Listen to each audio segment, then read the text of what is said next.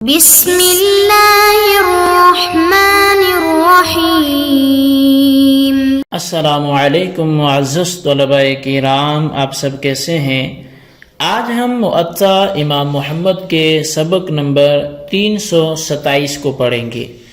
آج کے ہمارے سبق کا عنوان ہے ولا کی بے کا بیان۔ آج کے ہمارے سبق کی جو عبارت ہے وہ باب بیع الولاء سے شروع ہوتی ہے۔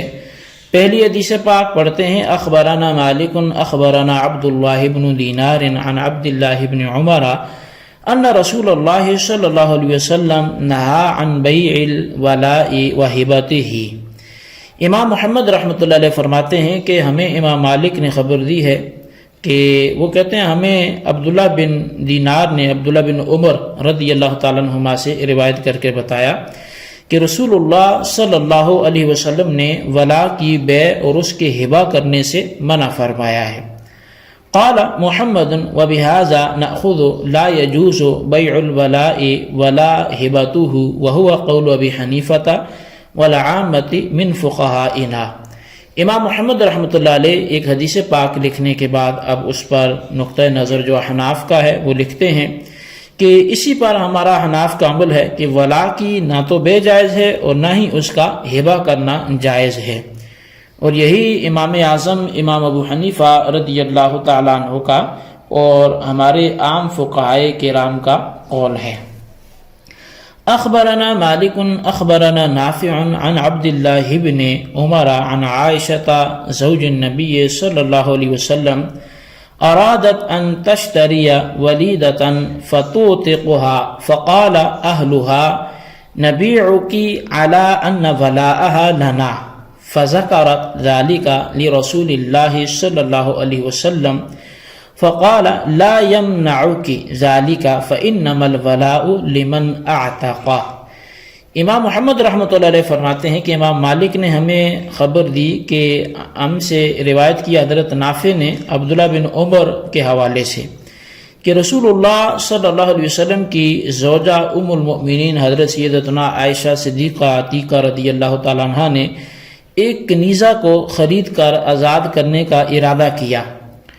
اس کنیز کے مالک نے کہا کہ ہم اس شرط پر اسے بیچیں گے، فروخت کریں گے کہ اس کی ولا یعنی جو ترکہ ہے اس کے مستحق ہم ہوں گے۔ تو حضرت عائشہ صدیقہ رضی اللہ تعالیٰ عنہ نے یہ بات نبی اکرم صلی اللہ علیہ وسلم کی خدمت عالیہ میں عرض کی، تو آپ صلی اللہ علیہ وسلم نے فرمایا کہ یہ شرط تمہیں اس حق سے نہیں روک سکتی، اس لیے کہ ولا کا مستحق وہی ہے جو اسے آزاد کرے۔ قال محمد وبهذا نأخذ الولاء لمن اعتق لا يتحول عنه وهو كالنصب وهو قول ابي حنيفة والعامة من فقهائنا رحمهم الله تعالى۔ امام محمد رحمۃ اللہ علیہ فرماتے ہیں کہ ہمارا حناف کا اسی پر عمل ہے کہ ولا اسی کا حق ہے جو اسے آزاد کرے، یہ حق اس سے منتقل نہیں ہو سکتا کیونکہ وہ نسب کی طرح ہے۔ امام اعظم امام ابو حنیفہ اور ہمارے عام فقہائے کرام کا بھی یہی قول ہے۔ اچھا، اس باب میں ایک حدیث امام محمد نے نقل کی جو کہ ولا کی بے اور ہبہ کے بارے میں ہے، اور دوسری ایک حدیث بیان کی کہ ولا اس کا حق ہوتا ہے جو آزاد کرے۔ ان دونوں احادیث کو نقل کرنے کے بعد کہا کہ امام اعظم امام ابو حنیفہ اور ہمارے عام فقہائے کرام کا یہی قول ہے۔ تو ہم پہلے حدیث اول کی شرح و تفصیل ذرا پڑھتے ہیں، سنتے ہیں، اور اس کے بعد پھر آگے بڑھتے ہیں۔ تو نبی علیہ السلام نے جو فرمایا کہ ولا کی بے اور ہبہ نہیں کیا جا سکتا، یعنی یہ جائز نہیں ہے، سب سے پہلے یہ بات سمجھنی ضروری ہے کہ ولا چیز کیا ہے اور اس کا مفہوم کیا ہے۔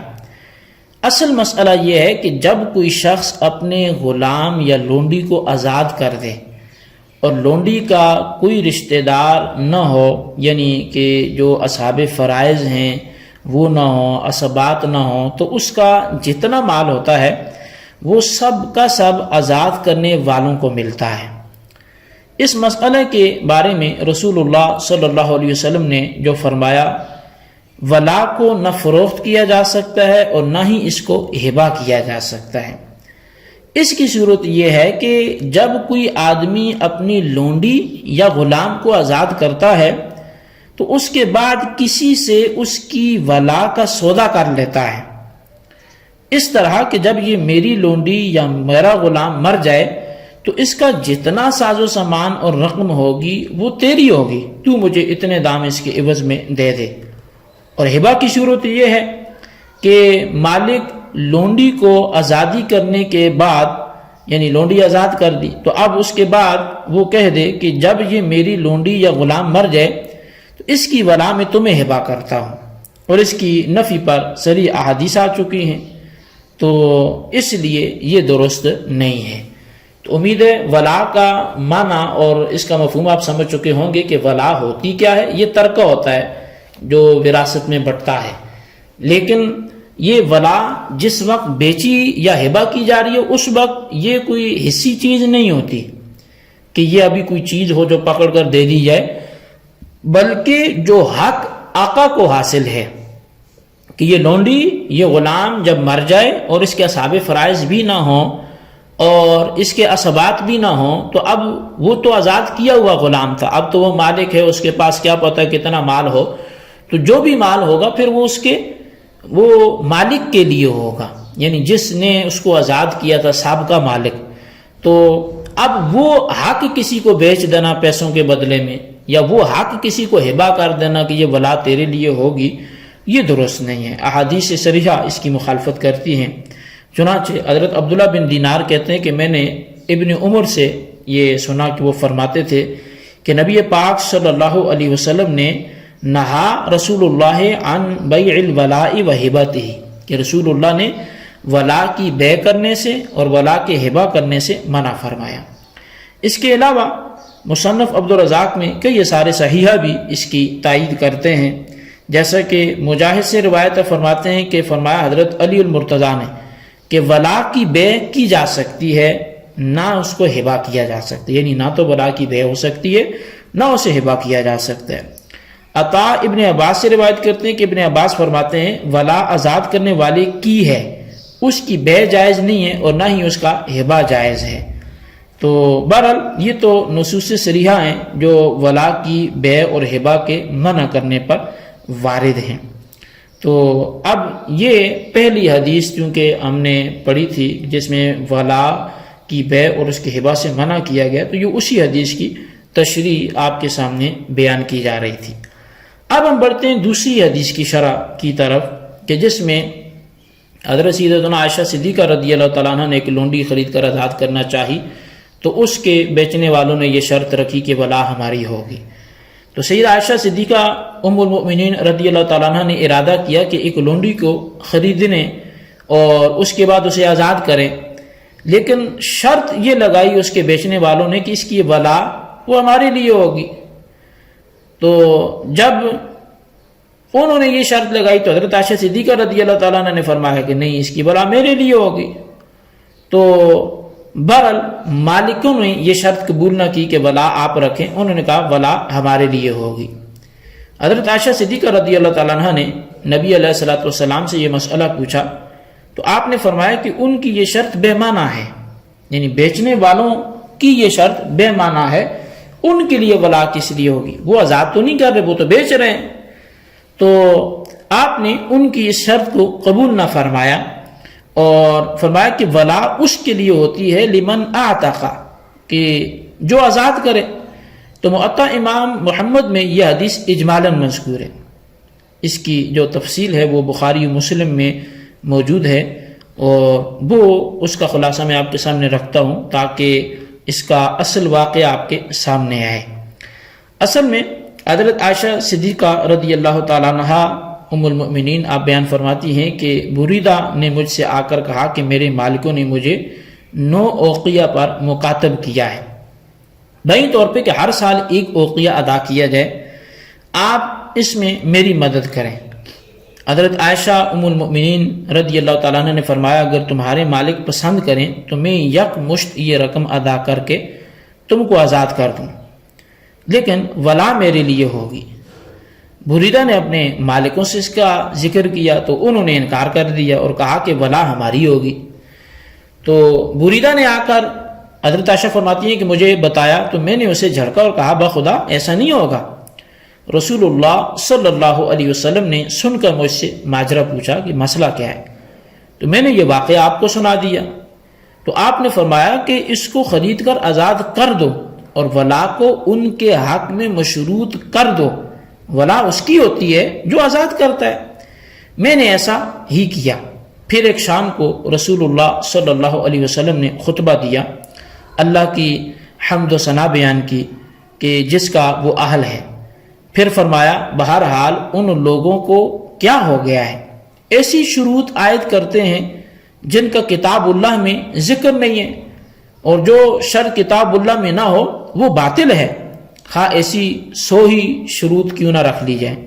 اللہ تعالیٰ کی کتاب زیادہ حقدار ہے اور اللہ تعالیٰ کی شرط زیادہ مضبوط ہے۔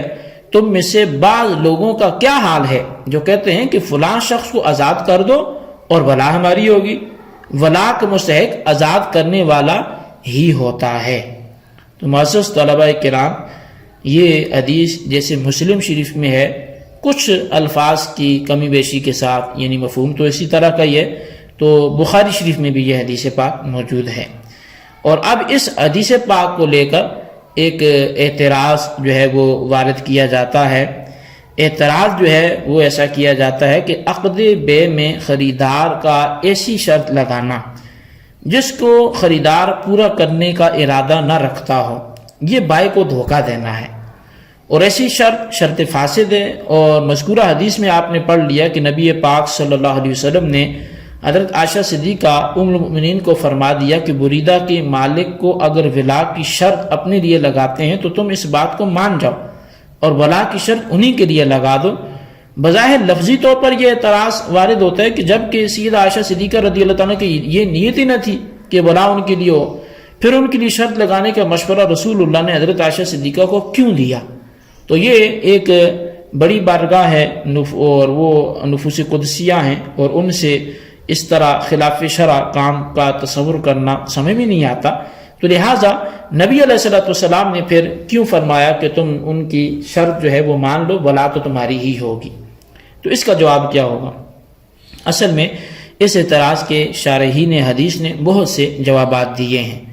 علامہ بدر الدین عینی رحمۃ اللہ علیہ نے اسی حدیث کے تحت اپنی مشہور شرح عمدۃ القاری شرح صحیح البخاری میں جو ہے وہ جلد 13 میں کئی جوابات آپ نے دیے ہیں۔ آپ نے فرمایا کہ کرمانی نے کہا کہ اگر تو کہے کہ یہ مشکل ہے اس لیے کہ یہ شرط جو ہے وہ عقد کو فاسد کر دیتی ہے، اور دوسرا یہ کہ بائعین کو دھوکہ دیتی ہے یا بائعین کو دھوکہ دیتی ہے، کیونکہ ان کے لیے ایسی شرط لگائی گئی ہے جو ان کے لیے حاصل ہی نہیں ہے، تو اس کا اذن رسول اللہ نے سیدہ عائشہ ام المؤمنین رضی اللہ تعالیٰ عنہ کو کیوں دیا؟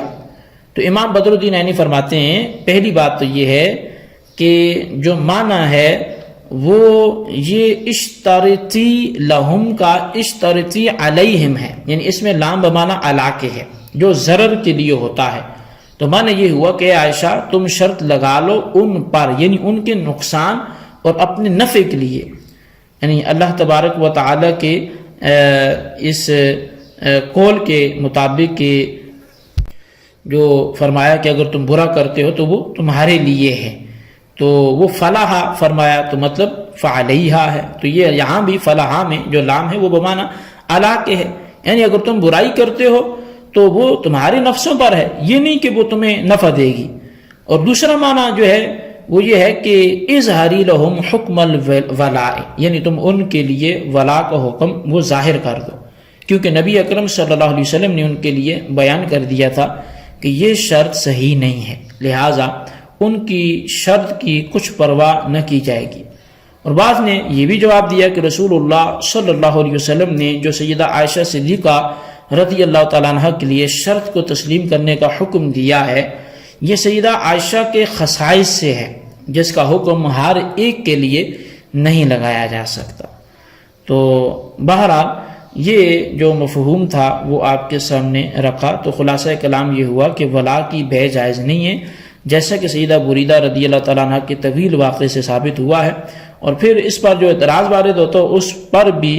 امام بدر الدین عینی نے جو ہے وہ بڑے اچھے جوابات جو ہیں منقل کیے ہیں، تو لہٰذا اللہ تبارک و تعالیٰ سے دعا کرتے ہیں جو ہم نے پڑھا سنا اسے یاد رکھنے کی توفیق نصیب فرمائے۔ آپ اس سبق کا بھی خلاصہ لکھیں اور ان شبہات کے جوابات کو بھی ضرور رجسٹر پر لکھیں۔ اللہ تبارک و تعالیٰ ہم سب کا حامی و ناصر ہو۔